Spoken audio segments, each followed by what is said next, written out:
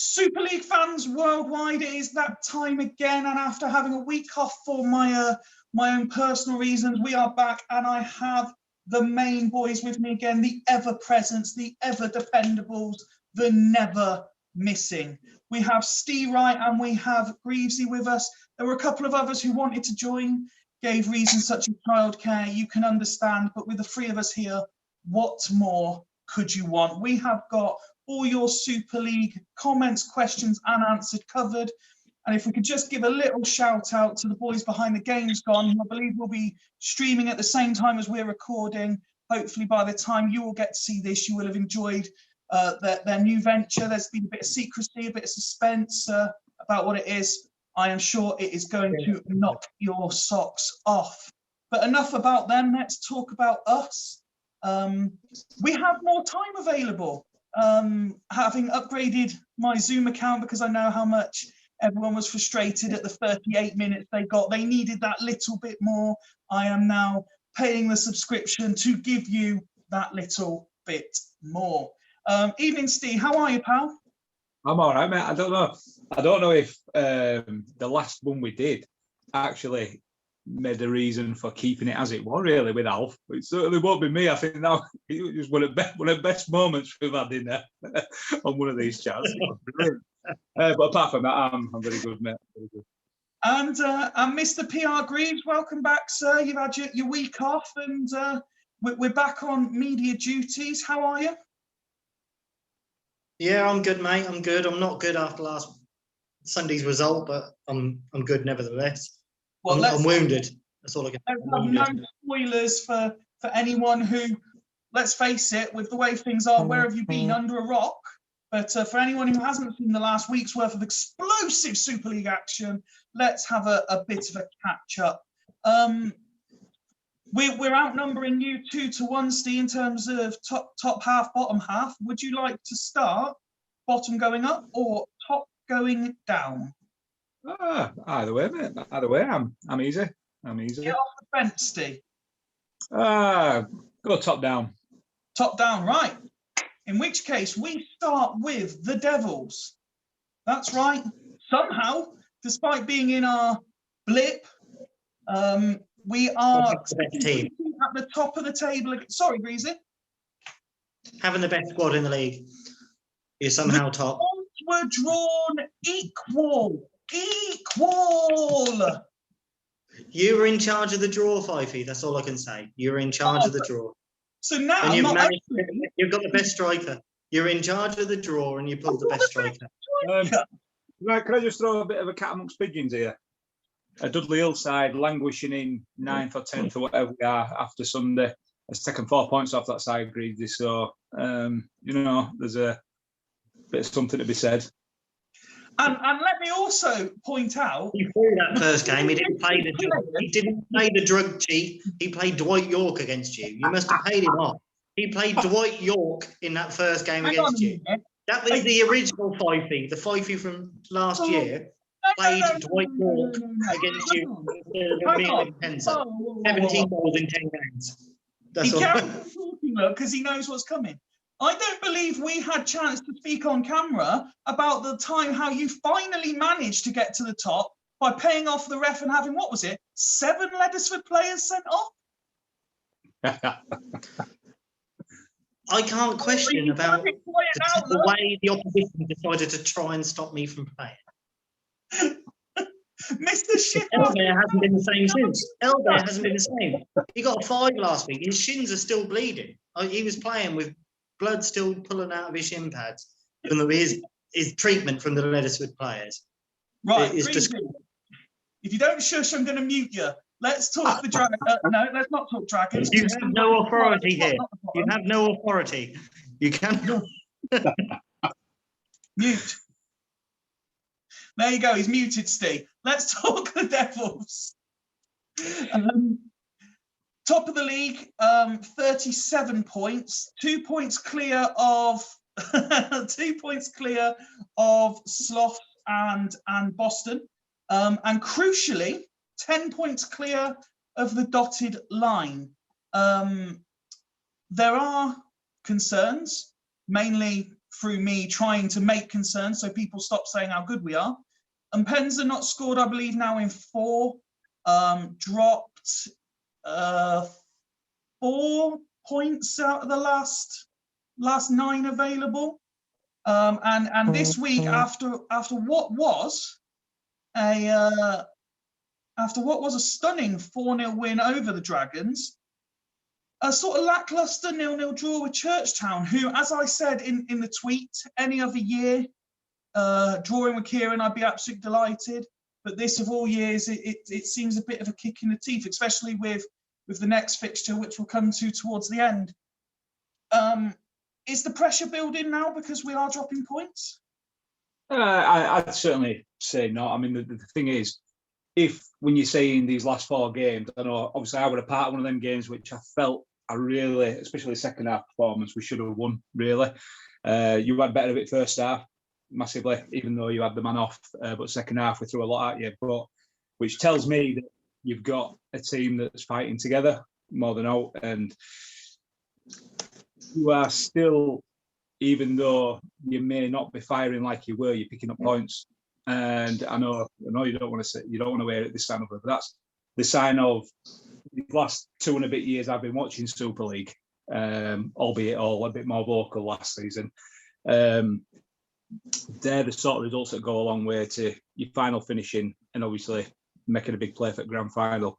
I won't say about winning it, etc. But in terms of how you've gone so far, it does lead you to believe that your team's playing well enough to scrape results when they maybe shouldn't. But then again, the ones that you have scraped, I think the only result you scraped, which I can bring up because it's muted, which probably wasn't deserved, as I said, we're beating Greevesy. I know he still talks about that to this day, just as I talk about first game of the season against Aggies to this day, like Ian pointed out the other night.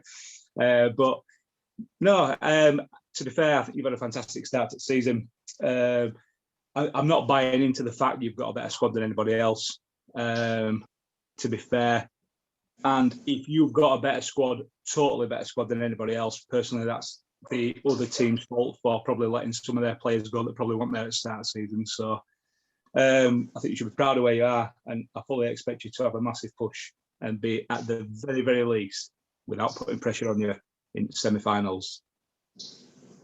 Briefly, now that I've been kind enough to unmute you, you're obviously very much part of the mix. If we look at, let's not rule Hull's out of it as such, but if we look at the current top 3, obviously myself on 37, Floff's 35, you 35. Obviously, it's easy to say we're enjoying it because we're at the top, because, if we were having this conversation with Jamie, he wouldn't be enjoying it properly. But how are you finding that intricate little battle, if you want to throw Halls in as well, for those crucial top 2 spaces? I've been enjoying it. The past few weeks, I've only been really concentrating on mine and yours results, which is good, because if you want to if you're playing the game and you're only worrying about who's 1 and 2, you're doing well. But as I say, the past few weeks, my team has dropped the ball and it's been worrying. I do have the daunting fear that I'm going to throw away my 8-point lead that I have over the playoff and lose the remaining games. But I've also knows that I can go back to I've been trying to play more expansive and score more goals, as it stemmed really from when I played Ste, and I was like, right, yeah, I'm going to play 3 up front. Sorry, people keep saying I'm too defensive all the time. I'm going to go for it. And then it sort of paid off a bit, and I've been tinkering ever since, really. And then since then, I've now decided, fuck it, I'm going back to the way I was. Because people can moan about, oh, he's a shithouse side, and he's doing well. I can't see how he's beating us, but I'd rather that than concede another 5. If I can stick with you briefly, because I want to focus on, I want to give each team their deserved sort of spot, and without wishing to, we kind of diverted onto Boston there. Let's talk about Sloths. Obviously, midweek they gave you a royal hammering, really, And that was backed up after another sort of massive win in the playoff picture, 3-1 over Fulchester. People kind of took it as a throwaway comment, but I'm actually saying the form they're in, are Sloths now favourites for the title? They're a tricky one. I do think they made a big mistake letting Tomasi go. And I think it might bite him. He's getting good results out of Totti at the moment. And I say at the moment. Because Totti is I feel Totti is a fair weather player. When the results are going okay and he's scoring goals, and it looks like Roberto is, as soon as he gets the ball, he's chucking that, he's just punting it into the box. As soon as a spell doesn't go right, you know, as a player, Tomasi will carry on playing well no matter what. If the game's not playing well, Tomasi will drag a result out, where Totti isn't that sort of player to grab the ball, grab the game by a scruff of the neck and get a result. So that's the thing that I can think will be a detriment to his squad in the long run. But you can't fault his form at the moment. He's the informed team in the league. He's scoring goals for fun. He's facing the biggest drug cheats in the league next week. And I just think you might be the team to put him on the tracks. So that'll be it. And Steve, what have you made of what has been a meteoric rise, really, considering what people thought the Sloths could achieve? And now I'm throwing them in the mix as genuine title, not just contenders, but favourites. Yeah, I think the first thing that springs to mind massively is this talk of equal squads. Whereas, yeah, you've got some very strong players in certain positions. Rob has got some perceived weaker players.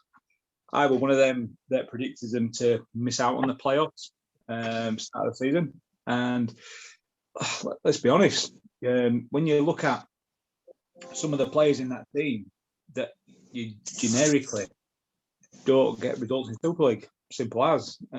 But he is doing. I'll be totally honest with you. Excuse me, because of what I'm getting out of Tomasi, probably got something to do with it. I'm chuffed to bits that he's getting something out of Totti at the minute, because it's nice that you've done a deal where it's working my side and working a bit their side as well.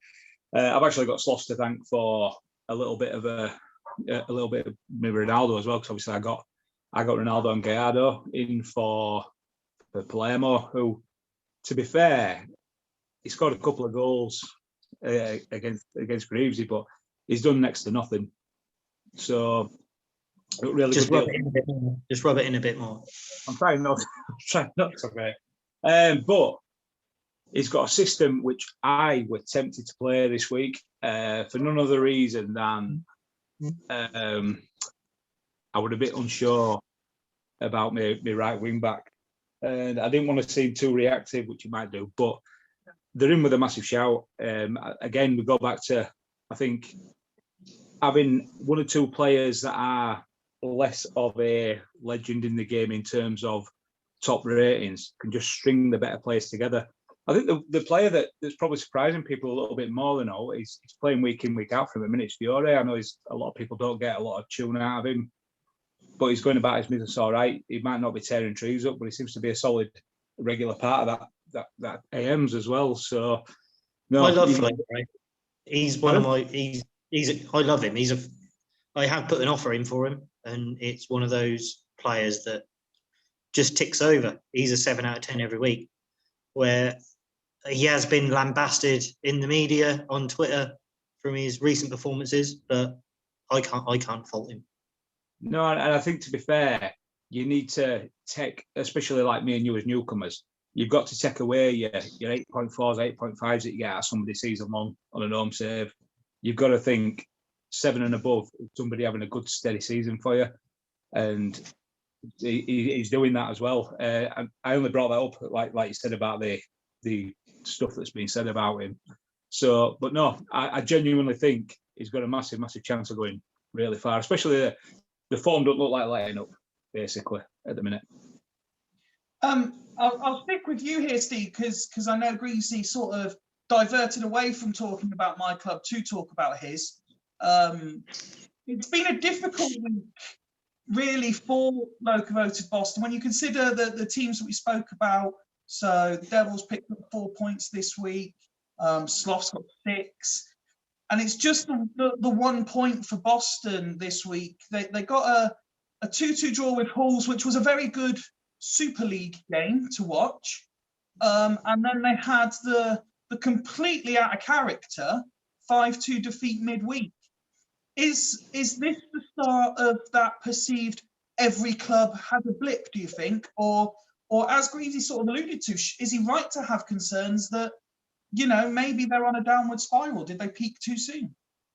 No, I think basically I genuinely, because I talked to Greavesy quite a lot, especially after a Wednesday night and after a Sunday.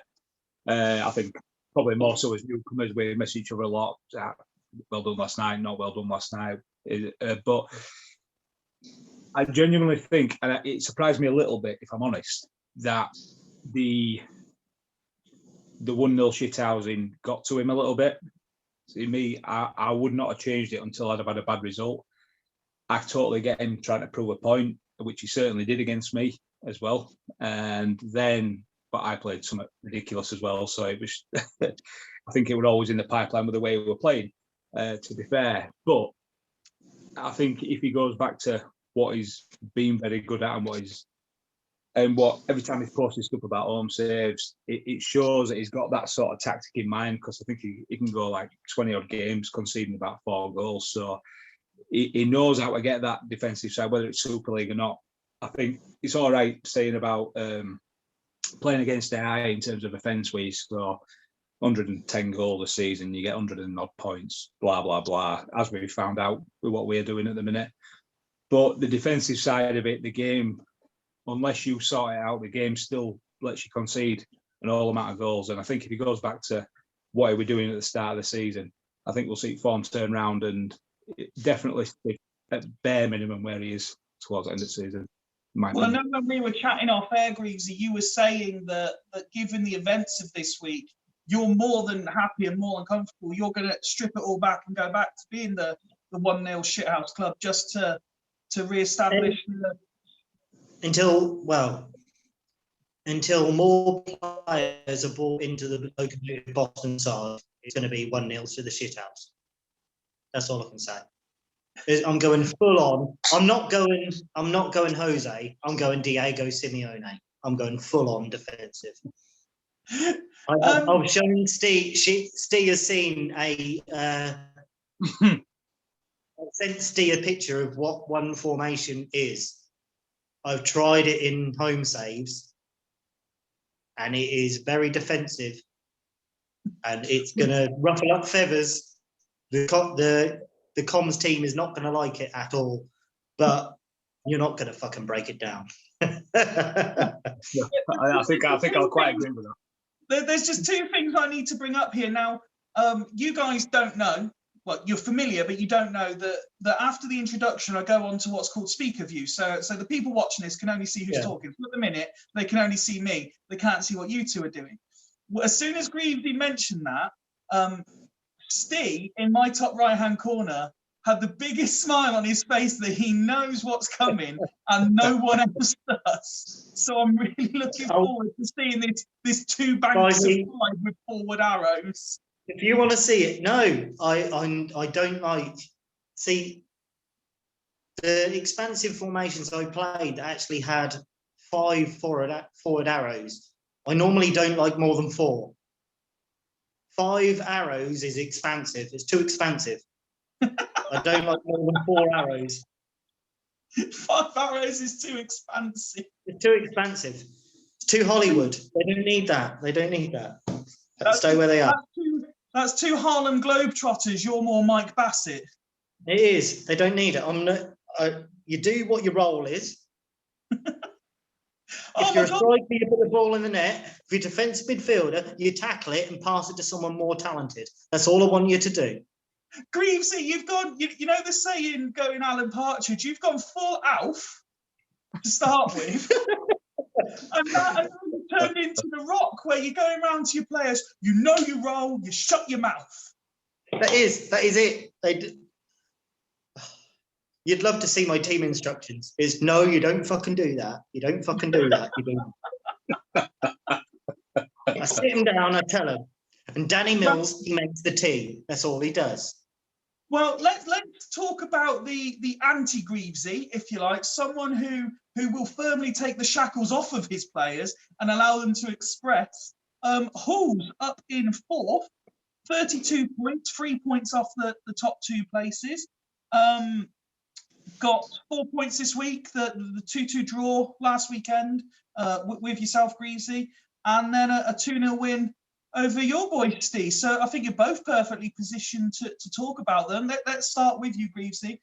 What is it about Halls that are...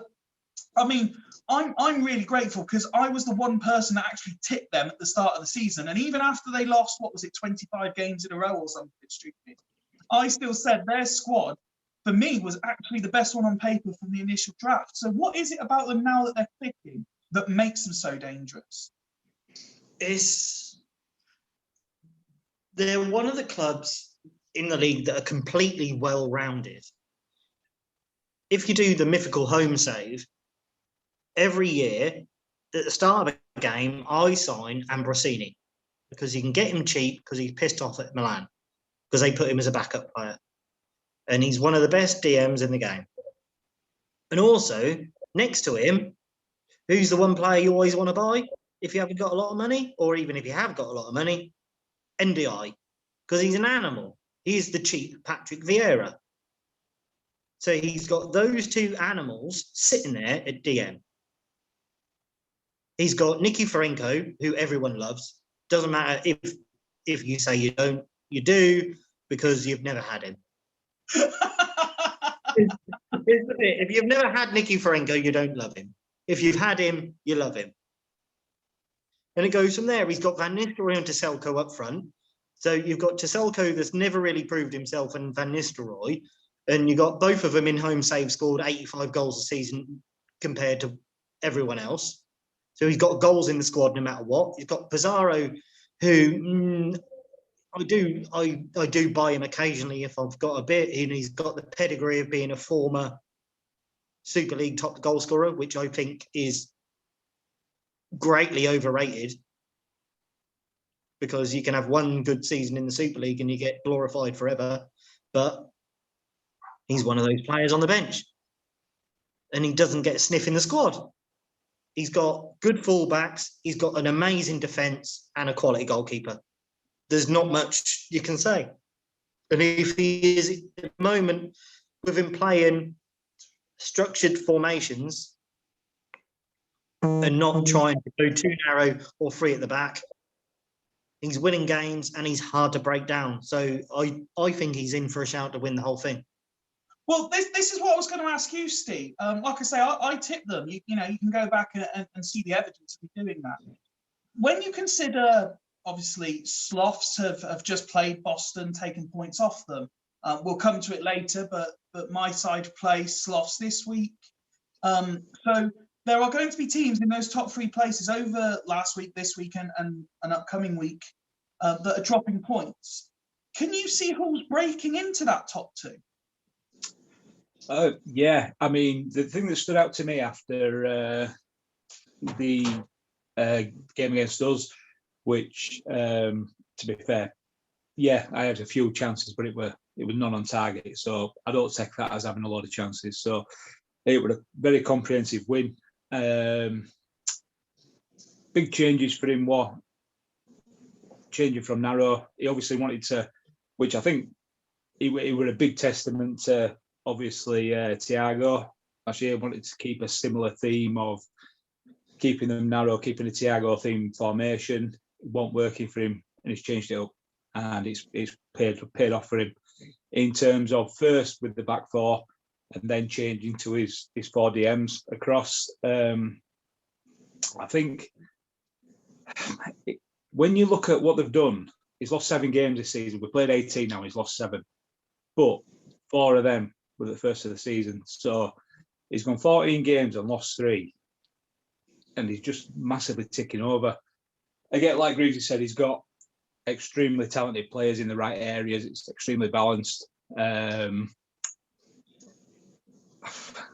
Again, I'm not bringing it to me properly because I'll just touch on it now. But I feel balanced now where I didn't think I was. So it makes a lot of difference to a team where he's got settled players in settled positions, where he's got one or two that can fill in. Yeah, I mean, the numbers here we're getting about Thuram at right wing back. I'd never play Thuram at right wing back in a month or Sundays. Yeah, you've got the hidden stat of wing back, which a lot of people don't realise. If you go in the editor and look at wing back, it's a different stat. And if you look at his attributes, he's as good as a wing back as what Zanetti is. But people don't think that because he's a DMR. He's a DRC. And think, oh, I've got to play him centre back because I don't play a right back. Well, he's the best right back in the game if you play a back four. So there's no reason why you shouldn't be able to step into that position, especially where a lot of people play players out of position anyway. As yourself in Ronaldo at AMC. Yeah, I mean, to be fair, you said it quite a lot. You'd probably play him up top. It's probably the way that I want to set up that he's playing there. But I've been doing a lot of looking at people's positions lately, and Sergio Conceição for me, Nick Barmby for me, they're around the same in terms of being able to play DM as they are a winger as an attacking midfielder. So I've never looked at Lilian Thuram because I've never had any reason to really. But then you'd rather play AMR at wing back than what you would a DR. Yeah, definitely. I mean, I'd never even think in the month of Sundays of playing a DR. I don't know why. You don't think, do you? Because you think you're getting something but extra then back. This Sunday, you're playing a DL at ML. Yeah. See, the thing with that, if you go into the editor, right? If you go into if you go into the editor or you go into Scout, I went into Scout and I loaded up my team. Not another Alf. Another Alf. No. I'm not in terms of Scout and his percentages, anything like that. But in the Scout, he's a D-stroke AML, even though it doesn't show it on the game. And he's played there a lot for me this season, and he's played very well, and he's lacked in a little bit of assist these last few weeks. So yeah, that's why I've put him a bit there. And I knew Scott was going to go narrow. That's why I've narrowed it up myself in terms of my DMs. But yeah, I think to be fair, he needs a big result against you, Pfeiffer, coming up without a shadow of a doubt. He's still got to play you again, hasn't he? He's got obviously. If he carries on beating teams around him, he's put me back into a position where I need to beat Scott. If I don't beat Scott, I don't care how many points it may look, I'm out of it personally. A draw, just like it's one of them just keeping you on edge of it. But he's just going about his business really well, and the ball basically since he's changed from narrow, the ball just calmed the fuck down, hasn't it? So that's. But no, not but praise, to be fair for him. We've just spoken at quite a bit of length there about the Hulls Vikings squad and what's good about them. Interestingly, next up, Fulchester are on exactly the same points, yet because of their form in recent weeks, are not necessarily going to herald the same conversation. What do you make of the C-suite Mythbusters, Greavesy? Are they still, as I've said throughout earlier shows, major, not just playoff contenders, but title contenders? Or has the like the gravitas about them sort of diminished in recent weeks? He has a very good squad, a very squad that he underrates himself. And I think the only limitations on that squad is the manager himself. And it's no disrespect to Maka. I've got a lot of time for him. And I think the only issue is if he overthinks his opposition. And that's what I stated at the halftime bit.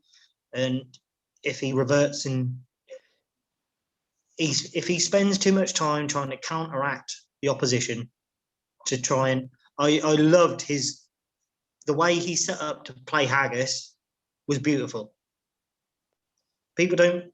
It was a very It wasn't mentioned in comms, and I think it should have been the placement of Makaleli to man mark, and he must have done it to man mark Nedved. Was outstanding because Nedved done nothing, and Nedved in the past 2 wins in the same position has been outstanding. And he plays a DM in the same position, and I bet a month of Sundays he was there just to nullify that Nedved threat. So he's put a player which is a known tackler and a defensive element to take that away. He could have played many other players in MC. Makaleli is hardly featured for him, but he came in and done a job. And that's the little bit which is really good about Maka. He will think about the little things too much. And it might be a detriment to him as the season goes on.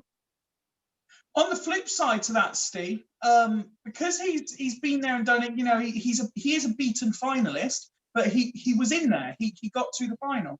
Does that experience and that know-how feed into these little intricacies that Greavesy's pointed out that do get him results? And is he perhaps not being portrayed the right way for that?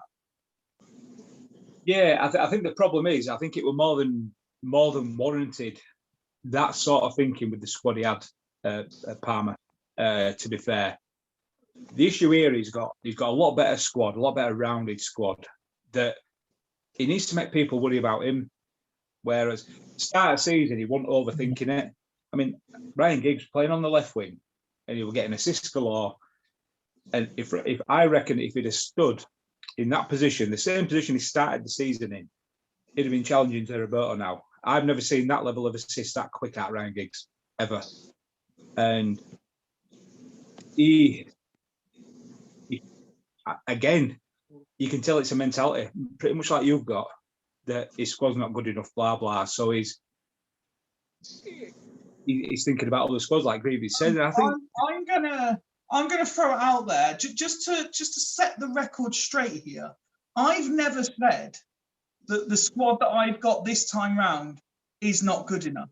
I've merely said I have no track record of which to base the fact that everyone for about 7-8 weeks now has said that not only is my playoff place secured, I've pretty much won it already. And I'm saying no, not until I've got the PL box for the playoffs, and not until I see fans celebrate winning the title will I take it for granted. Yeah, I mean, that was wrong terminology there. I mean, in terms of believing you can go out and knock somebody out of park. I didn't mean your squad in general, because again, you're both similar in acting like you've acted with weaker squads when you've got better squads. Fortunately for you, it's going a little bit better for you than it is for Maka at the minute. But yeah, I think it just make people worry about him a little bit more. The slight thing for me, that nastiness, that fight in him again, which he's that's what he's about, isn't it? I mean, if you put a better squad with the Maka that were like towards back end of last season, really going at it and being aggressive, go at that with a lot better squad.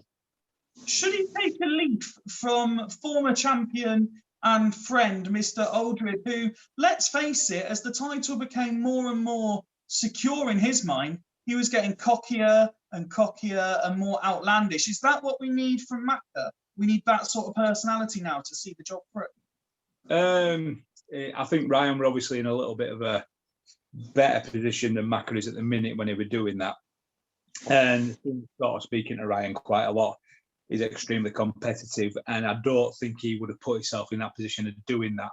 Actually, knowing him a little bit now, if he wasn't there or thereabouts. I mean, if he was sat where, say if Bolton Phoenix was sat exactly where Fulchester are now, Ryan would certainly not be shouting from rooftops, "I'm going to do this, that, and other." At all. I can't see that from him. But yeah, just make people worry about him. The little bit of a weakness I see, and a lot of people won't see it as, I can't stand Michael Owen. I can't stand Saviola. I do not get the thing with Saviola. AM up front. I've probably had him not many times over the last nearly 20 years, probably about 20. He never ever does it. He never ever does it ever for me. And I don't know if that's me or if that's just because. And I think what is with a lot of these strikers in the league, again, because they are physically the best players on the game, that's why they're there. Even on these mythical home saves. Speaking of home saves, is that what's mashed Macca's head in over the last few weeks doing that Chester save? It's really just, it's thrown him over the edge, hasn't it? You know, he's put this team of myths together that he didn't know of, or he's called people out for playing, and he's just done wonders with them. And I don't know what reality is anymore. So, but I think if he goes back to where he was start of season, get Giggs playing a bit further upfield, and make people worry about him. Like I say, Greevesy was saying about the Makalele thing. One, he were an ex-Aggies player, which it's always a little bit of a plus being in your side. And two, it just shows how in depth he looks at it. And yeah, it's warranted with a lot of teams, with every team really, but probably too much to the extent of, hang on a minute, instead of me marking him, why don't I do something to make him mark this player, bet this player, make people worry about him, and I think he'll start picking up positive results again. Just make sure he does it after. What have I got next? I've got Aston and I've got Fulchester. So just let him till after he can bring a couple of reserves up, and then he can do it then. Let's press on, because we're doing Martin levels of talking in depth at the moment. Your fault for upgrading the account. You're gonna have to get him on. You're gonna have to get him on, Fifey. He'll enjoy the chat without being cut off now, won't he? You boys are fully embracing the new subscription, that's for sure, on its debut showing. Last team in the top six, a team that I've said for a couple of weeks will be in the top six. Leddersford have finally got themselves back in there, 28 points, a 4-3 cracker against Northern Burn at the weekend, followed up by a 3-1 win over Astor. Those games against teams at the bottom of the league have come at the right time for them, while everyone else was dropping points. Is this Hodgie side on the rise now, and can they establish themselves in the top six? Or again, we're talking it's still so tight, even a draw, they could drop out, Greavesy. You see, you look at the Leddersford side, and you see there's goals in that side. There's always going to be goals. Even when he started off with one at the back, and he went from that to having 3 AMCs, and then he's gone from that to having 1. But it's the one player that I know plays best as a 1, which is Robbie Keane. And up front, he's having Montella and Torres at the moment that can't stop scoring. And if Torres drops out, he's got an able body of Morientes coming in. He's been a good deputy, and he's a good servant for him in the past, even for his previous side. So you always look at Hodgie's side, and you know there's going to be goals. There's never going to be a 0-0. And having the defence, he's got injuries and suspensions, and he's still able to field a defensive partnership of Nesta and Ugo Ekiog, where I'd say is one of the best defensive partnerships in the league, and that's part of his reserve. He's got Johan Vogel, which he pulls up trees on a daily basis. He don't care what's in front of him; he'll tackle it. And he got Simeone off me. He never done anything for me, but he seems to be doing things all right for him. He's got Pasatsoglu and Soroczynski, who are other players that they'll tackle a tractor. If a tractor's coming down the road, they'll tackle it. They don't care what it is. And he's got Volodenkov and other players like that, which they're just solid players that just tick over. He's got one of the most underrated squads in the league, which have a lot of goals in it and a very good defensive capabilities. So I think they're odds on for the top 6. Well, as we drop below the line, Steve, someone who every time it looks like they're going to start pulling up trees, they then goes a bit wrong, is Bostock. It was only a week or so ago we were talking up their chances again, and now they go in with a 3-2 defeat to Gazelles, which is no embarrassment really. but it wouldn't be the result they're looking for. And then they draw 1-1 with Northern Burn as well, so only 1 point this week. Yeah, well, I mean, to be fair, Gazelles obviously drew a bit of a result, and I do think that result was very harsh from Scott, if I'm honest. I thought he played very well. And down to 10 men, he looked as in the game. I mean, I know I've said it quite a few times. It's probably the one time this season where I've seen 10 men not, well, one or two times where 10 men haven't been a positive result for people. To be fair, he's got a good squad and he knows what he's doing massively. I expected him to go narrow against us coming up. With it being massive. We can't write him off in the slightest at all because he's got a lot of good players in a lot of good positions, and like I nipped on earlier, if we don't get a result there or wherever it is, it puts us out of it. But Scott might think same thing slightly, although I think it's 2 points in front of me, so he's still a fighting chance. It's going to be interesting, and for me, it's going to be most. How do I put this? The most sound edge of my seat, biting everything I can actually get my teeth on this Sunday and not else. But as we've seen with this push that just missed out in playoffs last season, he's more than capable again going on a run like he had at the start of the season. Because again, but then you talk about again, has he been a little bit guilty of what I was getting told about tinkering? It seems that a lot of bad runs, a lot of the word tinkering gets put out a little bit, which I hope don't come to bite me in rear end again on Sunday night. But yeah. Greevesy, we've got next up, we've got a cluster of 3 clubs all on 25 points, so 3 points off 6th. Gazelles are the first of those, and it seems strange to say this are the pre-season favourites, but have people almost given up with them now? Gazelles are a very funny side. They've got it's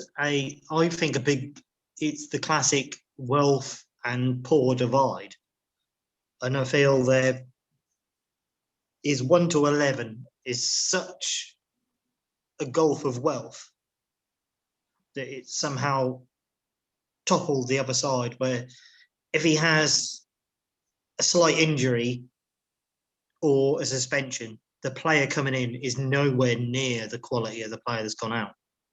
And I think that is the detriment, and that is what has been affecting him. I do believe, to be fair, that the point of their squad depth has been raised before, and what you say there is very valid. I'm going to stick with you, actually, Greevesy, purely because of who comes after. But the second team in this cluster of 25 points is Churchtown, who lost to Dudley last weekend and then got a 0-0 draw with the Devils midweek. Where people have given up with the Gazelles, there's still this belief potentially that Churchtown could nick it? I'd actually say, on the contrary of what I said about Gazelle squad, all of the Churchtown players, bar and Zanetti, are all about the same quality. So where he loses one, another one comes in, and you wouldn't say, oh, it's a big miss, other than, like, say, Tomadira or Pablo Aymar dropping out, or Zanetti. All of the rest are about the same flavour. So if he's going to get a result and he's going to play well, and those 3 players are in the squad, he's doing okay. Where, say, Christian Zanetti got injured, or Poway got injured, so a different DM comes in. They're all about the same quality. So his team is going to perform on the same level.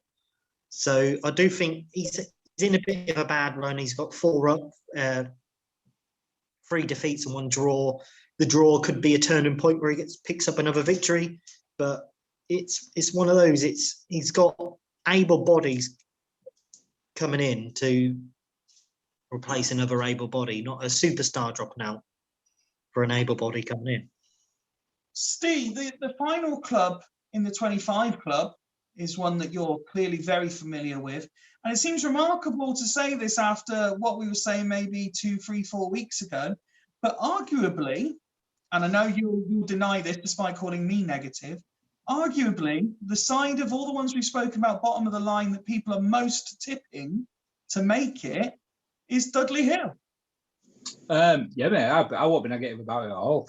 I've got the players there with the capability of doing it. I'd have gone a long way to making 6 with even a draw. I mean, the thing that I look at is, and I'm not going on about that game, before this night's game, if I'd have won that Haggard game, everything else had been exactly the same up to that point, I'd have been sat on the same points as Leddersford, right? And then I've had 1 draw. If any of them losses, 9 losses, or probably 10 after that, them losses, if I could have turned 2 or 3 of them into draws, I don't think it'd have been a case of bloody hell they've come out of nowhere to do it. My transfer business led to me finding a formation that I could settle with. Took a little bit of the versatility away to try and stop me doing it. That's what I was sort of after to start with, just so I could play about a little bit. And if this wasn't working, that wasn't working, that was a detriment. So I've gone back to, I know people might think it's reactive and tinkering, but at the end of the day, I had a reasonable start to the season. I was at 3rd or 4th at one point. So I've gone back to that tactic, not some cock and bull thing out of my head. And yeah, I'd totally say without up and down gazelles are, if I beat Scott, I'll put it on record now because I'm not negative. If I beat Scott, I think it'll put me in prime position of the people outside of the 6 to get there. Okay. Interesting. I like the confidence. It's nice to see and hear the confidence oozing out of you there, discussing your team. Let's talk about Haggis now. You've both mentioned them throughout this, and Ste, I'll stick with you. 24 points, so just 1 point behind you. Does the results this week give a reason why people don't really know where to peg them? Because they brushed after a line. Sorry. They brushed after a side 3-1, proving that they're, it's one of them results and performances that prove that they're too good for the teams down there. But then they lost 1-0 to Fulchester, so again built no momentum. And as much as I like the guys behind the team, I can't make enough of a case now for them to make the top 6 because there's so much quality in the teams, even just 1 point above them. Yeah, I mean, it's difficult. I mean, you look at the squad on paper, I think the back 4 is come to light to bring a bit of change of fortune about. I know Dragons tried it a little bit earlier, but it then brought them a little bit of fortune. So you look at the quality though, like what they put out, and it was mentioned, Alf mentioned it massively about the quality behind the strikers in that diamond. There's a lot of quality there. I mean, Mendieta is just unreal. Nedved, I'll still put my neck out line and say you either get him very good or you get him bang average. There's no sort of in between with him. But he's more likely to be good than like a toy is for me. Yeah, they've got the players there. I think come the summer or come rest while window's still open, if they could bring another striker in, I think it'd help them. The chairman were very happy with Landon Donovan's 4-2, but then he had a stinker, didn't he, on Wednesday night. So, but one swallow don't make a summer. So, you can see now that he's quietly confident of going on a bit of a run. Is he from going from writing off to a couple of comments have come out, and he's like, "No, you're not writing me off yet." So, which I love about Ian. And I saw he posted his first video. He posted his first video of the day for weeks, and after 7 games. Yeah. So that tells me in itself, in the back of his head, is confident they can go on a little bit of a run, and they've got the place to do it. So again, I think they're in the same boat as me, and I think probably same as Ste, probably Churchtown and Gazelles. I think Scott can get away with a defeat this week because of where he's at, but below him, I think we do need a win to really give us a good chance of being able to have an off result in the running and still be in with it. I mentioned it seemed almost remarkable to talk about Dudley Hill in the sense of a genuine playoff contender, Greevesy. The next team that you get to discuss, it seems remarkable to say that not only are they not bottom anymore, but they find themselves 3 points clear of bottom. Northern Burn in recent weeks have been nothing short of superb, really. Is it a concern to see that their results, though, did turn again this week? They had that 4-3 classic, but it was a loss with Leddersford, and then draw 1-1 with Bostock. It's the typical Edwards curse he had this week, where, as you say, if you look on paper, and as is the bit as well, he has a better squad than what I do. But it's a parallel to where we are in the league at the moment. He managed to get a good few results the past few weeks, but unfortunately he ended up losing 3-2 to Leddersford this week. I've got nothing but time for him, and he's a very shrewd mover in the transfer market, and he's had a bit of a blip, but I feel next year, or this year, is a bit of a write-off for him, and next year that Northern Burn could be a very, very strong force. Just on the subject before we move on, a big shout out to Citizen Edwards. I had a very special delivery arrive today, and as part of that, I got a little something extra I wasn't expecting. You're not going to be able to see it because of the lighting. I've got a Sebastian Frey, and I've got a Miel and Penza. They are now in the collection, ready for Is that USADA approved in Penza? Or? Yes, that is top goal scorer in the Super League, injury-free Miel and Penza. Steve, penultimate club for you. We say every week that we do this, we have nothing but respect and admiration for Alf.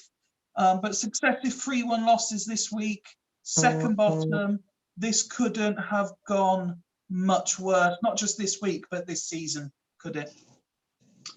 No, definitely not. And without being disrespectful to him, I'm glad I'm in a position of having to play him the last game before he can bring his main players back up from the reserves. In a sense, it gives me a bit better chance of actually doing something there. I think the main thing is when you talk about Alf, and everybody's talked about Alf, it don't matter who's been on this, who's been on like personal interviews with you. It's been his transfer business. Let some reasonable players go for, yet again, older players that the players that he might have going in 2 years' time might sort of come to the fore a little bit. This whole having a 38-man squad, at least trying to negate bringing players in from outside the Super League, it shows how Ryan's trying to mix it up and trying to keep it more. I don't know. I think what he's trying to do there with that as well is, I don't know if it's right or not, it's just my thinking is maybe less chance of having a corruption in the save when you're not trying to bring outside influences in as well. So, yeah, it's been a tough season for him. He's got a lot of old guard that are, after this season, going to start climbing the hill before they're over it. I think he needs to do a little bit of reasonable transfer business and bring people in of an age of between 23 and 26. But we know what Alf's about. He can perform. I think if he gets a couple of younger players and gets settled with the formation again, I think he'll be all right. Not penultimate. Final word for you, Greevesy, as we look at the clubs. Let's not dwell on the fact that the Dragons are bottom.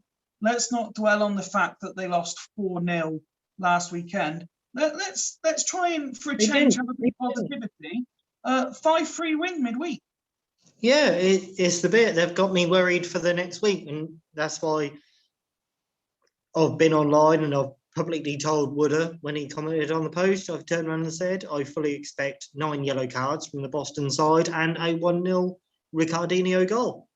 I've set my team up to, as I said earlier, fully shithouse. They are going to be put out of their misery, and that's it. But it's aside that, I think this season has been a bit of a trial for them. It's the three-headed dragon, and could three all heads get on at the same time? And I don't think they haven't this year. They've got a very capable squad, and when you got the fact of the midfielders that they're playing and the ones that they're not, I've gone on publicly and I've said, and I have even spoken to them in the past, with the fact they have a player like Clarence Seedorf sitting there and Mark Kerr gets in the squad in front of him, it's just insulting.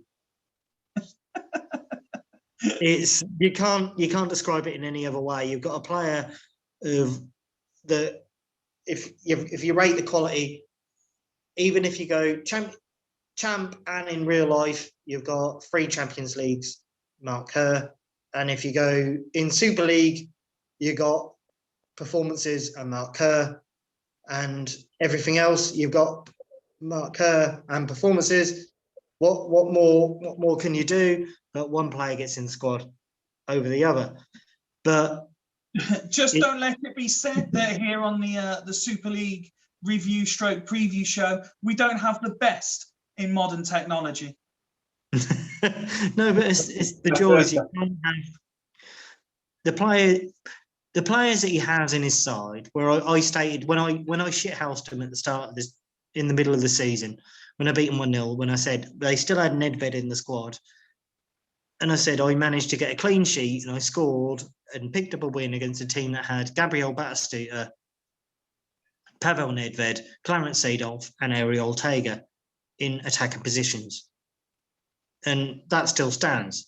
Yes, they've lost one, but they've picked up a very good fullback in Luciano Zari, and they've got the legend, which is Archie back.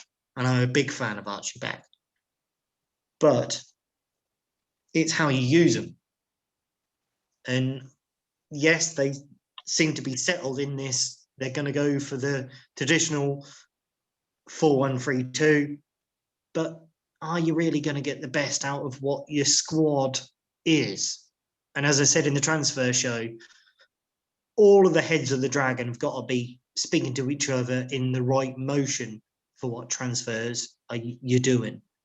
Because you've got a player at the moment, they haven't, yes, they've picked up a result, but they're not playing Ortega or Seedorf in that squad.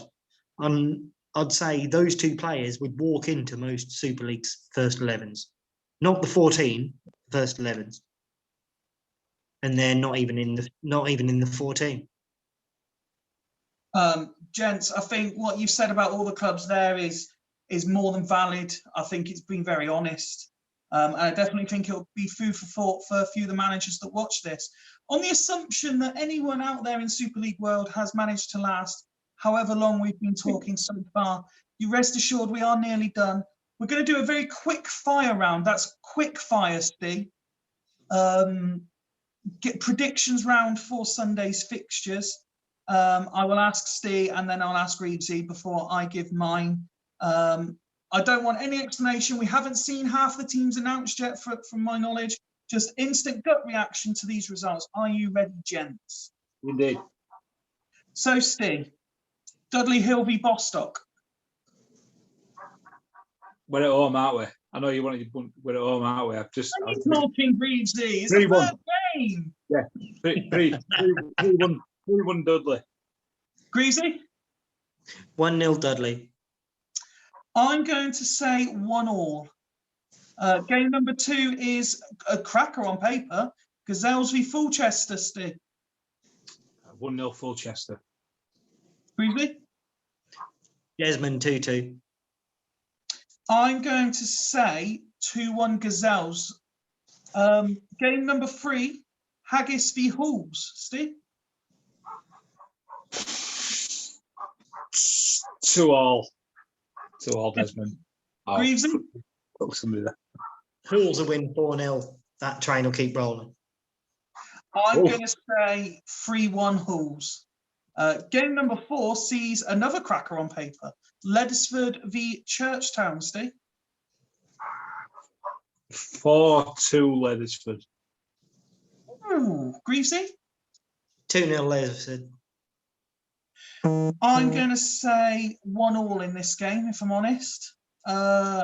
Game number 5, Locomotive Boston v Dragons, Steve. 1-0. 1-0 to the Boston. Greavesy? Ricardinho free kick. 1-0.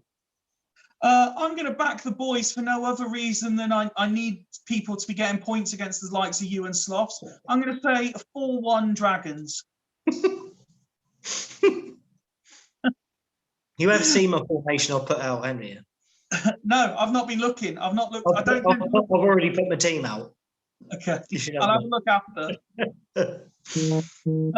Penultimate game, Steve. Northern Burn v Astor, in possibly the most game of the season so far. Meh. Yeah. Hashtag meh. Yeah, well, it's not for lads that are playing it, is it, as well? So I apologise to Al for this, but I'm going to go 4-1 Burn. Greavesy?